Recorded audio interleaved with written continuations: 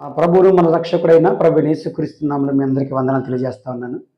ప్రధాన బిడ్డలారా, హెబ్రీయులు రాసినటువంటి పత్రికలో చిన్న మాట ఉంటుంది. చేదైన వేరు ఏదైనా మొలిచిందేమో చూసుకోండి, అది మీరు పరలోక రాజ్యానికి వెళ్లకుండా చేస్తుంది అని చెప్పి గ్రంథకర్త తెలియజేస్తున్నాడు. అంటే ఆ మాటకు అర్థం ఏంటంటే, ఆత్మీయ జీవితంలో ఎదుగుతున్నటువంటి మనకు చేదైనటువంటి కలుపు మొక్కలాగా ఏదైనా ఒకటి మనల్ని మన ఆత్మీయ జీవితాన్ని నాశనం చేయడానికి ఉంటుంది అని అంటున్నాడు. అంటే ఉదాహరణకు ప్రభు దగ్గరికి వచ్చిన తర్వాత మనం ఆశీర్వదించబడతాం ఆర్థికంగా. ఆర్థికంగా ఆశ్రయించబడుతున్నప్పుడు మనకి జాగ్రత్తగా కలిగి ఉండాలి. ఒకని కలిమి వాని జీవముకు ప్రయోజనం కాదు అని చెప్పి బైబిల్ గ్రంథం స్పష్టంగా సెలవిస్తూ ఉంది.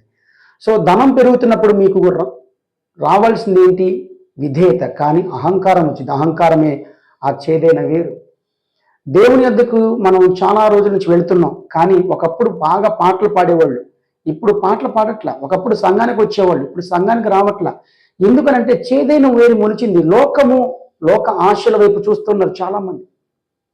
అదే చేదైన వేరు, అది పరలోక రాజ్యానికి పోనీయకుండా ఈ చేదైన వేరు మన హృదయంలో మొలిచి పెద్దదే మానై ఇక మనల్ని నిత్య నరకాన్ని తీసుకెళ్ళేటట్టుగా ఉంటుందని గ్రంథకర్త ముందుగానే తెలియజేస్తూ, మీరు జాగ్రత్త కలిగి ఉండండి.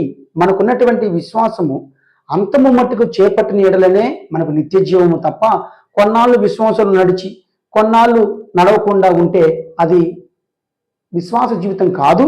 అంతేకాదు పరలోక రాజ్యం కూడా వెళ్ళరు అని కూడా స్పష్టంగా మనకి బైబిల్ గ్రంథం స్పష్టమిస్తూ ఉంది.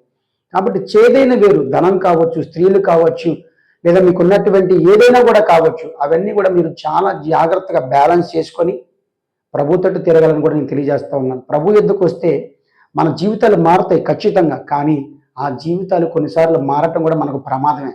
ఎందుకంటే చాలామంది ధనం వచ్చిన తర్వాత లేదంటే ఏదో కలిగిన తర్వాత వారు అహంకారులై చేదైన వేరుతో లోక ఆశల వైపు తిరిగిపోయి మరలా ప్రభుని విడిచిపెట్టే ప్రమాదం కూడా ఉంది. కాబట్టి దేన మనసు ధరించుకొని ప్రభు దీవించిన కొలది ఆయన బలిష్టమైన రెక్కల కింద మనము చక్కగా అణిగి మెలిగి ఉండాలని కూడా ఆయన సేవకుడికి తెలియజేస్తా ఉన్నాను. ప్రియ బిడ్డారా, మనం ప్రభుని ఎందుకు నమ్ముతున్నామనంటే ఆ పరలోక రాజ్యాన్ని స్వతంత్రించుకోవాలని, మన పాపములు క్షమించబడుతున్నాయని, ఈయన పవిత్రుడు, నిర్దోషి, నిష్కల్మషుడని.